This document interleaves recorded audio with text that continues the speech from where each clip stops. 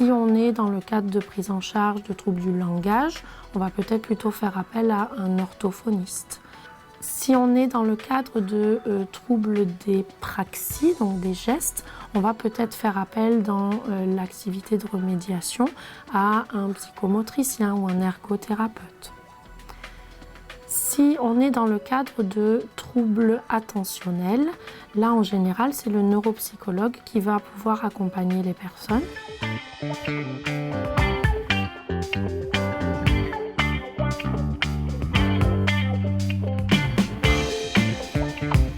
Le métier d'ergothérapeute est un métier de rééducation et de réadaptation. On va travailler principalement sur les fonctions spatiales, sur ce qu'on appelle les troubles visuo-spatiaux, qui vont faire intervenir donc aussi bien la coordination de l'œil et de l'espace en même temps.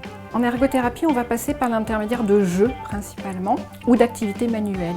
Mais à quoi servent ces jeux et activités ?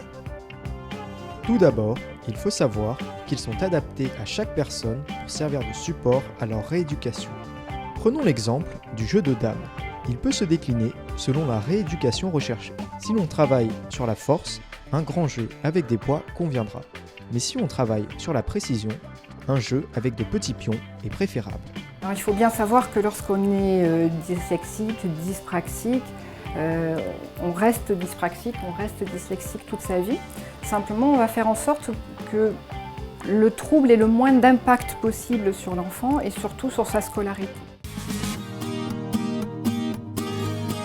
Le neuropsychologue a pour rôle d'évaluer le fonctionnement cognitif de la personne, enfant, adulte ou personne âgée, et va accompagner principalement donc en remédiation des personnes qui présentent un trouble attentionnel ou des troubles des fonctions exécutives, des troubles de mémoire, des troubles des gnosies, donc de la reconnaissance, et également des personnes qui présentent des troubles autistiques.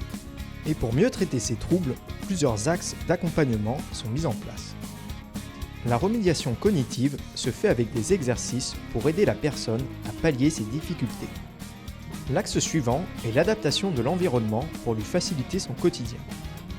Si la personne est dysgraphique et a du mal à écrire, l'utilisation d'un ordinateur peut ainsi l'aider. Il est important que l'enfant comprenne ses difficultés pour profiter au maximum des aides mises à sa disposition. On appelle ça la métacondition. Son entourage aussi doit être sensibilisé, afin de mieux le comprendre pour le soutenir. Concernant l'évolution des personnes, on sait qu'il y a une notion de plasticité cérébrale qui va être en cause. On sait que sur un cerveau plus jeune, on va avoir plus de facilité pour mettre en place de nouveaux chemins, on va dire. L'amélioration visée chez ces personnes, ce qu'on vise avant tout, c'est surtout un bien-être de la personne, qu'elle se sente moins en échec, moins en difficulté dans son environnement. Il faut être toujours en collaboration avec les orthophonistes, les psychomotriciens, les neuropsychologues. C'est important d'avoir une équipe autour de ces enfants qui soit bien coordonnée, pour qu'on aille tous dans le même sens, savoir qu'à un moment, c'est telle profession qui est plus importante et à un autre moment, peut-être une autre profession qui va prendre le relais. La chance qu'on a à Corydis, c'est qu'on va pouvoir prendre le temps aussi dans l'accompagnement de la personne et qu'on va pouvoir intervenir sur différents lieux d'activité de la personne. On va pouvoir intervenir à l'école pour les enfants, mais également au domicile. On va pouvoir intervenir dans l'emploi. Ça, c'est vraiment une chance parce que quand on sait le rôle de cet environnement sur le fonctionnement cognitif de la personne, c'est là un axe vraiment important de travail. On parle d'une prise en charge holistique et c'est une super chance de pouvoir faire ça.